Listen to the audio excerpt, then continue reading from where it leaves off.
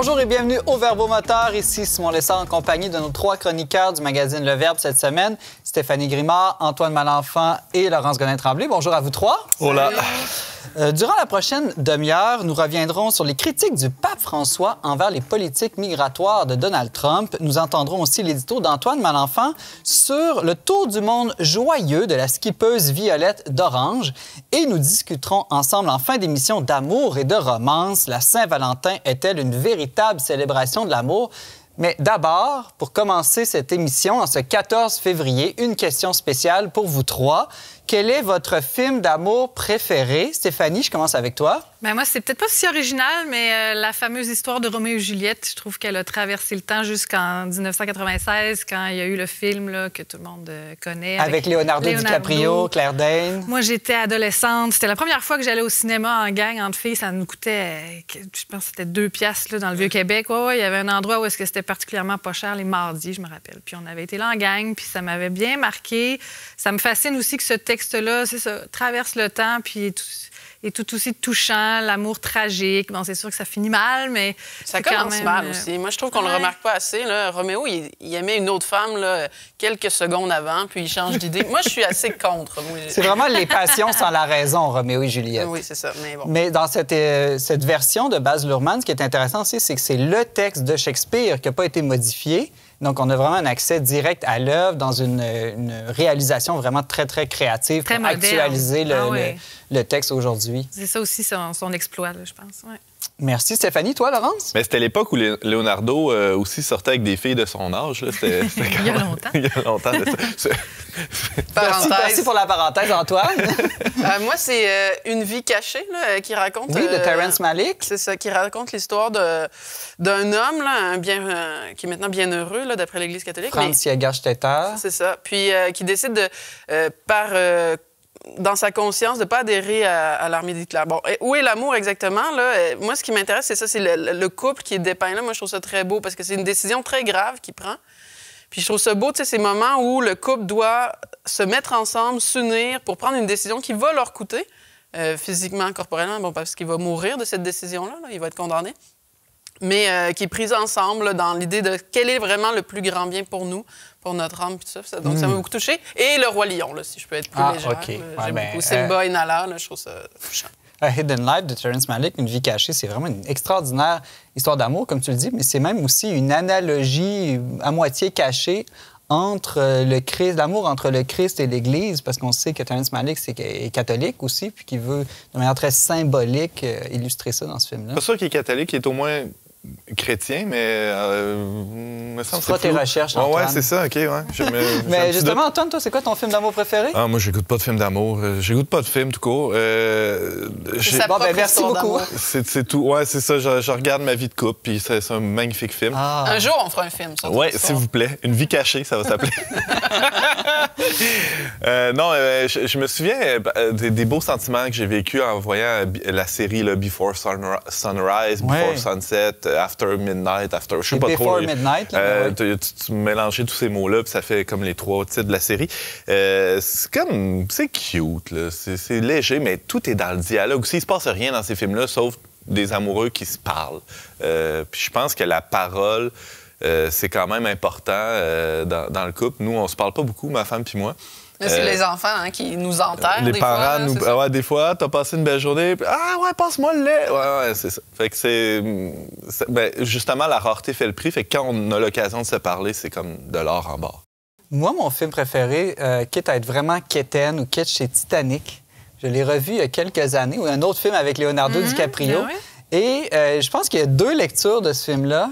Puis je pense qu'il y a une lecture analogique chrétienne extraordinaire où on va vers le monde nouveau et puis où Jack représente le Christ et puis l'Église, je sais pas si c'est le Titanic qui sont là, en tout cas. Ça dépend, oui, mais c'est plus Kate, en fait. J'ai l'impression qu'il doit se convertir, délaisser le mauvais amant pour aller vers le bon amant. Écoute, écris un livre là-dessus. Là. Ah, c'est déjà fait. J'ai déjà donné une catéchèse complète à des ados là-dessus. Est-ce que tu avais fait un détour par la SQDC avant d'avoir cette vision?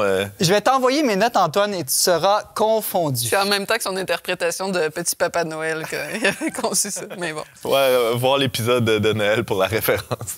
En tout cas, ça reste un très bon film d'amour Oui, classique. C'est vrai. Je choisis de te croire, Simon.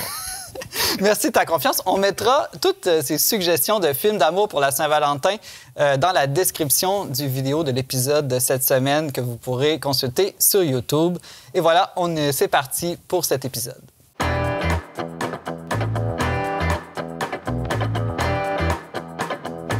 Le 11 février dernier, le pape François a rendu publique une lettre adressée aux évêques américains dans laquelle il dénonce le programme du président Trump de déportation de masse des immigrants illégaux. Laurence Godin-Tremblay, on dirait que le pape a écouté ton édito de la semaine dernière sur l'ordre de la charité. Il revient en effet sur ce concept théologique dans sa lettre après que le vice-président américain J.D. Vance l'ait lui aussi invoqué, cet ordre de la charité, mais lui davantage pour justifier la politique migratoire de Donald Trump.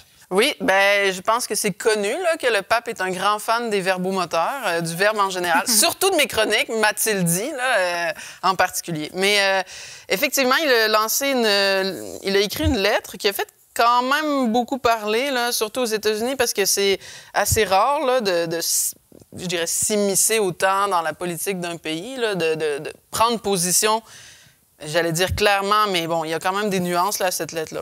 Il s'adresse aux évêques, c'est ça, directement? Il s'adresse aux évêques pour donner comme quelques directions. Donc, qu'est-ce qu'il veut souligner, là? Qu'est-ce qu'il veut exactement dénoncer, là? C'est pas de dire...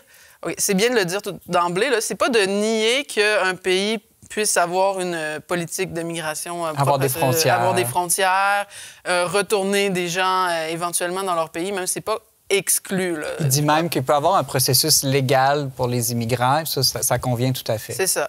Alors, qu'est-ce qu'il veut souligner si c'est pas ça? Alors, bon, ben il y a une première chose, là, il va dire qu'il faut pas identifier ou mettre dans le même paquet tous les immigrants illégaux en les traitant de criminels, OK? Comme faire un amalgame. Bon, il y en a, c'est sûr, qui ont répondu que si on est un immigrant illégal, on est un criminel, là, au sens où on a brisé la loi. On a brisé la loi. On n'a pas respecté, en tout cas, la loi, mais on n'est pas un criminel dans le sens d'un meurtrier, d'un voleur, d'un violeur. Alors, je pense qu'il est en train de simplement de souligner une certaine gradation, quand même, dans les crimes, là. C'est quand même pas la même chose avoir un parking, avoir un ticket de stationnement ou tuer quelqu'un. On est d'accord. On est d'accord là-dessus, je pense. Il n'y a pas le même degré. Donc, c'est sûr qu'entrer illégalement dans un pays, c'est illégal, c'est un crime, là, selon la loi. Ça peut ne pas être justifié, là, ou justifié quand on fuit vraiment pour sa vie ou des choses comme ça, mais ça ne fait pas de nous un meurtrier. Donc, c'est la première chose qu'il veut dire. Puis, effectivement, c'est sûr qu'il faut être prudent, là, j'imagine, comme politicien, pour ne pas amener cette identification-là dans la population. Ensuite, il appelle aussi à aimer chacun. Là. C'est un peu sa critique. Là, le pape ne va pas contre l'ordre dans la charité. Là. Il n'est pas en train de dire que Thomas d'Aquin, Saint-Augustin se sont trompés sur l'ordre dans la charité. Mais il ne faut pas que ça devienne un prétexte ou une justification pour aimer personne d'autre que nos proches. C'est ça, exactement. Ben, comme vous pourrez écouter mon édito de la semaine prochaine, ceux qui ne l'ont pas fait, mais je disais... Peu de gens qui ne l'ont pas écouté. Faites-en tout le monde. Mais qui est plus égoïste que ceux qui citent « Charité bien ordonnée commence par soi-même hein? ». Souvent, c'est que ça devient un prétexte pour ne pas s'occuper des autres. Puis le pape nous dit « Ordo amoris », là, ça ne veut pas dire... comme quelque chose qui partirait de soi-même. L'être humain n'est pas un simple individu. Puis là, après ça, notre amour pour soi-même serait comme en expansion, mais selon nos intérêts. Là. En fait, un peu, ça me faisait penser la façon dont il décrit à des gens comme Thomas Hobbes ou des gens qui pensent la nature humaine comme un individu qui accepte de se mettre avec les autres, mais comme un contrat pour son propre intérêt tout le temps. Non, je pense que le pape est en train de nous dire le véritable ordo amoris. Ben, il ne le cite pas, mais Thomas d'Aquin disait d'abord, en fait, la première chose qu'on aime, c'est Dieu, puis on aime les autres en rapport aussi à Dieu, pour autant qu'elles sont faites à l'image de Dieu. Et on veut vraiment le bien de tous, même des étrangers, de ceux qu'on ne connaît pas ou auxquels on ne vit pas quotidiennement avec. C'est ça, exactement, parce que le pape va réitérer, il avait déjà écrit sur ce sujet-là, la dignité de chaque être humain. Qu'est-ce que ça veut dire? Ben, ça veut dire qu'essentiellement, si on le dit en termes théologiques, on est fait à l'image de Dieu, mais même en termes naturels, c'est simplement de dire qu'on a une volonté, une raison qui nous rend qui nous donne une dignité qui ne peut pas être modifiée. Là. Jamais je vais être autre chose que cet être humain-là avec une volonté, une raison. Je ne serai jamais comme un crapaud, un chat et tout ça. Puis à ce moment-là, ça nous amène une certaine révérence, en fait, pour chaque être humain. Puis ça fait en sorte qu'on peut pas... Il y a certains gestes qu'on ne peut pas poser pour nier cette dignité-là. Là. Je cite le pape François, « Le véritable ordo amoris, donc l'ordre de la charité qui doit être promu, est celui que nous découvrons en méditant constamment sur la parabole du bon samaritain. » Intéressant. C'est-à-dire en méditant sur l'amour qui construit une fraternité ouverte à tous, sans exception. Comment, Laurence, ça s'applique aux migrants en ce moment aux États-Unis? OK. Alors, je pense que c'est ça. Ce que disait J.D. Vance, c'était pas faux. C'est-à-dire, J.D. Vance nous avait dit il faut d'abord s'occuper de soi-même, sa famille, sa patrie, avant de vouloir sauver tout le monde. Bien, c'est pas faux.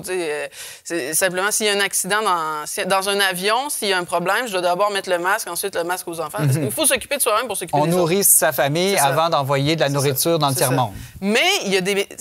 Toutes choses étant égales, il y a des moments où celui qui devient proche, ça peut ne pas être mes enfants, au sens où, par exemple, si je suis en train d'aller reconduire mes enfants à la garderie, puis il y a quelqu'un qui a eu un accident, il y a quelqu'un qui a besoin d'aide, que ce soit un étranger ou peu importe, bien, c'est sûr que là, à ce moment-là, cette personne-là devient proche à moi, là. Parce que par la personne... providence, par les circonstances. Par les circonstances, que ce soit physique, mais aussi par le grand besoin de cette personne-là. Là, c'est clair l'urgence d'intervenir. Puis c'est sûr que le pape, je pense que ça ressort de la lettre aussi. Qu'est-ce que ça veut dire s'occuper des siens? Est-ce que je vais m'occuper des autres seulement quand mes enfants auront tout le linge neuf, avec toutes les marques, avec la maison parfaitement en ordre? Ça peut être illimité, là. Ça peut être infini. Ou bien est-ce que je vais avoir un souci pour les migrants seulement quand je vais avoir besoin de main-d'œuvre dans mon usine? Puis sinon, qu'ils s'en aillent. C'est un peu ça qui est en sous-texte, non? Ou aussi, quand est-ce que les États-Unis seront assez riches pour aider d'autres pays? C'est ça. Comme tu dis, le niveau de confort ne sera jamais assez grand pour certains. Parce que pour saint Thomas, il dit, c'est sûr qu'il faut aimer plus soi-même que les autres, mais au sens, là, il nous parle vraiment de notre âme. Là. C'est vraiment important de le remarquer. Là. C'est-à-dire que je ne vais pas faire le mal pour empêcher Antoine de faire le mal. Je ne vais pas mentir pour protéger Antoine puis faire en sorte que lui il puisse continuer ses fraudes. Donc, je ne vais pas m'abîmer mon âme. Mais c'est clair qu'on est appelé... Je ne fais pas de fraude en passant. Non. On est appelé clairement à se donner corporellement, par exemple, aux autres, à vouloir le bien des autres, à vouloir leur âme. Ce qui n'est pas nécessairement aussi matériel dans ce cas-ci, là, mais ça, c'est une autre histoire. Je cite encore le pape, je trouve ça intéressant. Il dit « Le véritable bien commun est promu lorsque la société et le gouvernement, avec créativité et le strict respect des droits de tous, accueillent, protègent, promeut et intègrent qui? Les plus fragiles, sans défense et vulnérables. » C'est comme si la mesure d'humanité d'une société, c'est aussi sa capacité de prendre soin des plus petits. Oui, c'est ça, exactement. Mais puis je pense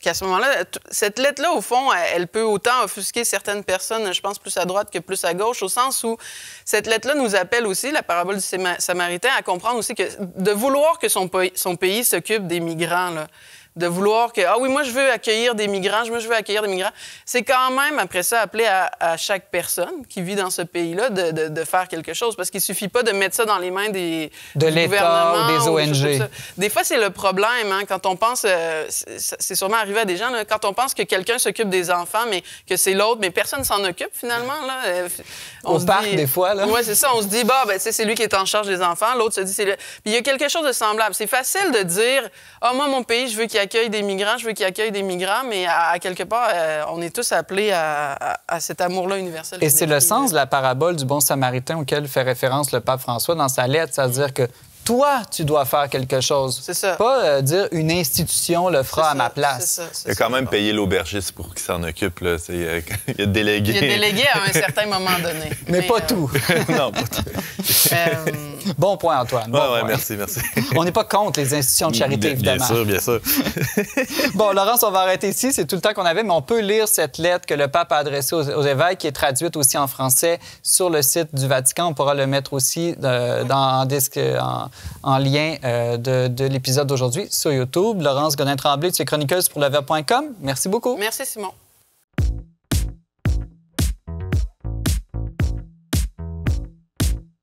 Le 9 février dernier, la skippeuse française Violette d'Orange est devenue la plus jeune navigatrice à terminer la fameuse course de voilier solo autour du monde, le Vendée Globe. Antoine Malenfant, qu'est-ce qui t'a surpris dans cette histoire au point que tu veuilles nous en parler aujourd'hui? Je dois dire que j'avais prévu faire un édito qui s'intitulait comme suit « Petit guide de survie en contexte de guerre commerciale avec une puissance impériale qui, au comble de malchance, partage avec notre pays une frontière de 8891 km de long. » Ça aurait été bon. Ça aurait été bon. Un peu trop long comme titre. Ça, c'est le titre de ma chronique. C'est vrai que c'est un peu long, mais ça dit ce que ça veut dire. C'est clair pour tout le monde. Mais il faudrait quand même que tu me le répètes une fois pour que je comprenne tout. Je mettrai le texte en ligne, peut-être. Okay. Ça pourrait être utile pour tout le monde. Mais comme le président Trump change d'idée plus souvent que Biden lui-même avait des idées, pas dur à battre, vous me direz, il y avait quand même de fortes chances que cet édito devienne obsolète entre le moment de son enregistrement, maintenant, et le moment de sa diffusion, le moment où vous l'écoutez. Parce que il faut savoir à la maison que malgré les moyens démesurés dont le Verbe dispose pour propager l'amour de Dieu dans tous les foyers canadiens, cette émission d'actualité n'est pas diffusée en direct. Là, je dévoile nos petits secrets à tout le monde. Plus encore, Simon, j'ai renoncé à l'idée d'un édito sur la guerre commerciale entre l'Amérique états-unienne et cet étrange pays qu'on nomme parfois le Canada, parce que tous les autres médias du pays, qu'ils soient privés ou publics, nous ont déjà fait la morale sur la liste des comportements éthiques à adopter en temps de crise. Il ne faudrait surtout pas qu'un bon chrétien en rajoute en faisant la morale à ses concitoyens. On ne fait plus ça. Laissons donc la sainte acquisition des achats de ketchup aux médias traditionnels et lançons-nous complètement ailleurs, Simon, si tu le veux bien. Oui, je le veux. Justement, Simon. Moi aussi, je le veux parce que je suis tombé en amour avec une jeune Française de 23 ans cette semaine. Ma femme est au courant, faites-vous en. OK. Mais je ne sais pas si c'est une bonne ou une mauvaise nouvelle. Je m'explique. Je suis tombé en amour, là, je mets des guillemets, mais je me fais pas trop d'idées là, parce que je suis loin d'être le seul prétendant. Allons-y. Le 9 février dernier, il y a quelques jours, il y avait des milliers d'admirateurs pour accueillir la formidable Violette d'Orange. Ça se peut-tu avoir des noms de couleurs de même? Deux noms. Bon, elle est charmante, hein, vous allez voir. La formidable Violette d'Orange, lorsqu'elle a franchi les quais des Sables d'Olonne en Vendée, à bord de son monocoque, le Devenir. Hein, là, il y a un petit jeu, là, le Devenir, c'est venir, le D et le V sont en majuscule comme les initiales de son nom. C'est pour ça que tu l'aimes, elle aussi, les jeux de mots poches. C'est vraiment très élaboré, très raffiné. Trêve de sarcasme. Alors, après 90 jours, 22 heures et 37 minutes, la plus jeune navigatrice de l'histoire de la mythique course de voile autour du monde, le Vendée Globe, comme tu l'as dit, Simon, était bien loin du podium, 25e sur 40 concurrents. Mais elle a littéralement explosé la concurrence en remportant un auditoire de plus d'1 million d'abonnés en seulement quelques semaines sur ses réseaux sociaux. Et surtout, elle a conquis le cœur d'à peu près tout le monde, dont moi, qui l'a vu passer sur son feed de nouvelles. Oh, mais là, Antoine, quand même, elle est arrivée quand même 25e. Pourquoi est-ce qu'on ne parlerait pas des 24 autres qui ont été plus vite qu'elle à faire le tour du monde? Oui, après ma barre, on pourrait penser que c'est une loser. Hein? C'est loin du podium. Est-ce que c'est juste parce que tu la trouverais plus jolie? Non, c'est même pas ça. C'est parce que Violette, c'est pas une mauviette. Elle est pas belle ou... Non, mais elle est charmante, OK? Il y a du monde de même. Qu'est-ce que tu veux? Elle est la première fille, Simon, à avoir... Ça, c'est charmant. Écoutez ça. La première fille à avoir traversé la Manche en optimiste. Si vous savez pas c'est quoi un optimiste, là, c'est les boîtes à savon. C'est littéralement une boîte grande comme la table ici, carrée. C'est là-dedans qu'on apprend à faire de la voile quand on commence, là, les rudiments de la voile. C'est zéro performant. Là. Alors, elle a traversé la Manche en 15 heures. C'est la première à avoir fait ça. La première fille à avoir fait ça, elle avait 15 ans quand elle a fait ça. Ça lui a pris 15 heures. En 2023, l'an passé, il y a 2 ans, elle n'a que 22 ans lorsqu'elle traverse l'Atlantique à bord de son 60 pieds et établit un nouveau record d'âge pour une navigatrice. Mais son triomphe, Simon, c'est surtout celui de la joie. C'était franchement rafraîchissant de la suivre ces dernières semaines sur ses réseaux sociaux. On ne peut pas imaginer, on peut essayer, là, imaginer ce que ça prend de courage, de travail, de compétences diverses et d'organisation pour faire une course si dangereuse. Et de folie aussi, hein? Ouais, non, c'est vrai. C'est traverser des mers, des glaciers, des tempêtes, c'est fou. Et Violette, elle a tout fait ça, toutes ces épreuves-là, elle les a faites avec le sourire, en rompant avec la morosité ambiante, mais aussi avec le machisme et les gueules typiquement renfrognées des marins qui font la course. Qu'est-ce qu'elle cherche? Le front plissé. Qu'est-ce qu'elle cherche? Bien, c'est intéressant parce que, tu sais, c'est pas... est étudiante encore en génie, elle fait ça comme sur le side. Fait que... Je sais pas ce qu'elle cherche, honnêtement. J'ai pas eu l'occasion d'y demander. Mais je pense que c'est sûr qu'il y a un dépassement de soi dans les sports extrêmes. Ça peut être tourné vers l'ego, mais je pense que ça peut être aussi tourné vers les autres. Il y a un travail d'équipe là-dedans. J'y viens d'ailleurs. Okay. J'entends déjà les cyniques me dire c'est juste qu'elle a une bonne équipe de com et de marketing pour nous vendre une belle image sur les réseaux sociaux. C'est juste qu'elle a une bonne équipe de com et de marketing pour vendre son image sur les réseaux sociaux, Antoine. Eh bien, oui et non, Simon. Elle avait un influenceur avec elle qui s'appelle David Lupien, qui gérait ses comptes, d'ailleurs, durant toute sa course. Pendant qu'elle voguait, lui, il était sur Terre, puis c'est lui qui a élaboré la stratégie de com. Il dit que c'était assez simple. On avait juste à laisser Violette raconter ses histoires, raconter son histoire, les difficultés qu'elle traversait, les petites et les grandes joies de l'aventure. On a trop souvent vu des sportifs réaliser des exploits extrêmes avec des égos aussi démesurés que les montagnes qu'ils gravissent. Ici, gravissent, on ne dit pas ça souvent quand même, gravissent. Ici, on a plutôt eu droit à une classe de maître d'authenticité, de persévérance, de travail d'équipe et d'humilité. Merci, Violette. Veux-tu être ma Valentine? Oh, c'est cute. Merci, Antoine Malenfant. C'est cringe aussi. Ben là, c'est comme un écart d'âge un peu moins grand que Leonardo avec... ta fille. Difficilement, mais oui. Antoine Malenfant, rédacteur en chef du magazine Le Verbe. Merci beaucoup pour ton édito de la Saint-Valentin. Ça me fait plaisir.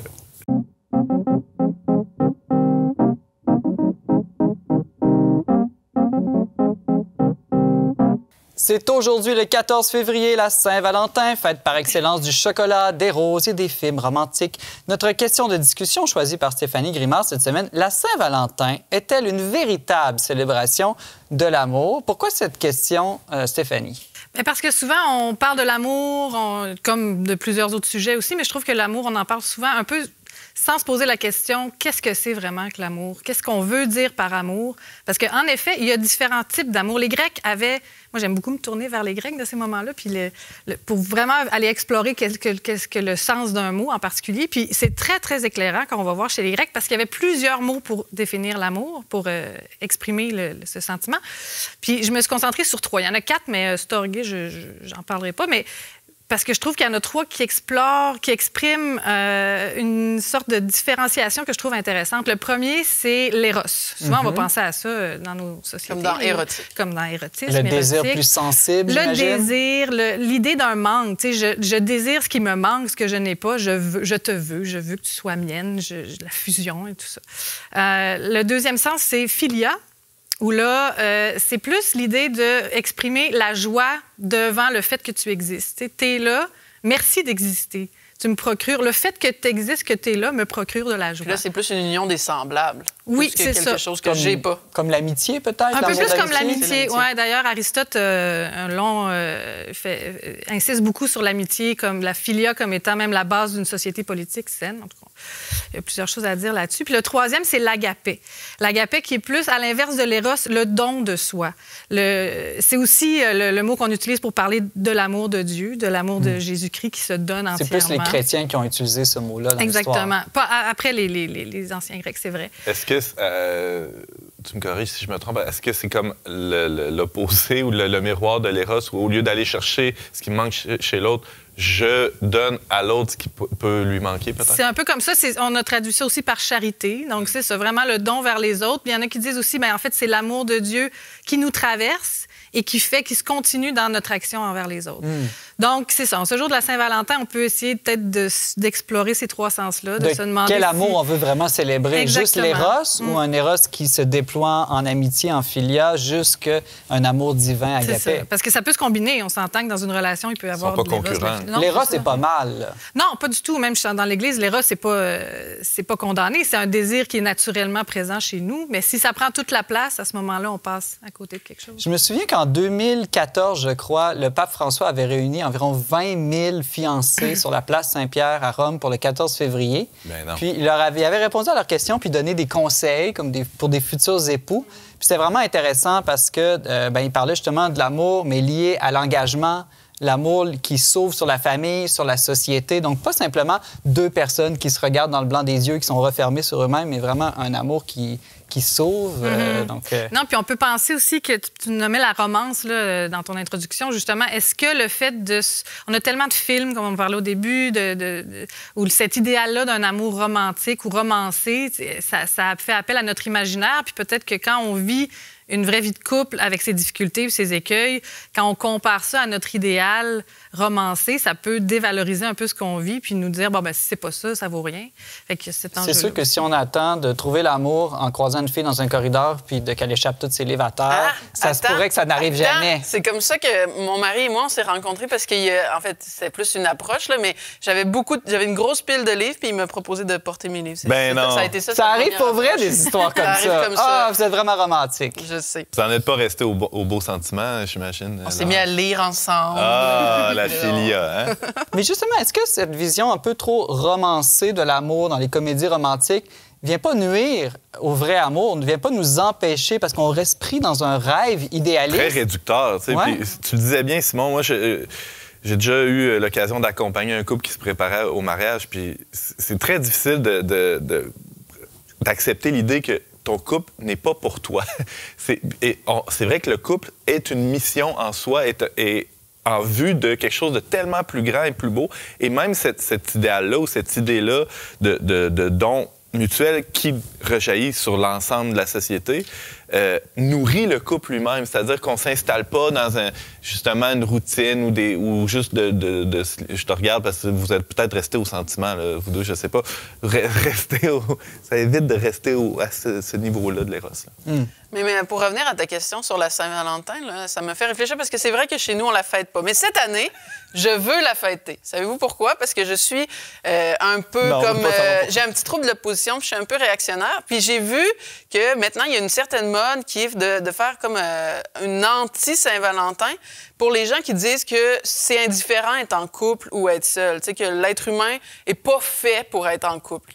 Et comme on a vu qu'il y a des gens qui défendent qu'on n'est pas fait pour la parentalité, c'est comme si c'est un autre niveau. Là. Maintenant, on dit, dans le fond... là, c'est une construction. C'est une construction, le couple. C'est pas nécessaire. Fait que...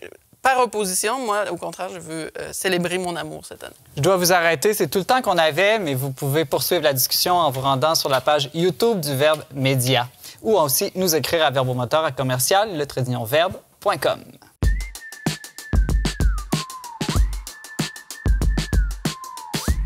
C'est tout le temps qu'on avait pour aujourd'hui. Alors, les suggestions culturelles, c'est les films qu'on vous a proposés en début d'émission. On se laisse cette semaine sur le nouveau simple « Quand on aime, on a tout » de Chansons de circonstance de l'auteur-compositeur-interprète québécois Alex Nevsky. C'est tiré de son futur album « Tout ce que l'aube promet », disponible le 14 mars prochain. C'est un beau titre, ça, « Tout ce que l'aube promet ». Il me semble que ça fait du bien comme titre, plein d'espérance. Merci à Marie Laliberté et Marianne Martin à la technique. C'était Simon Lessard à l'animation. Je vous souhaite une bonne Saint-Valentin, une bonne semaine de Saint-Valentin. On se donne rendez-vous la semaine prochaine pour un autre épisode des Verbomoteurs.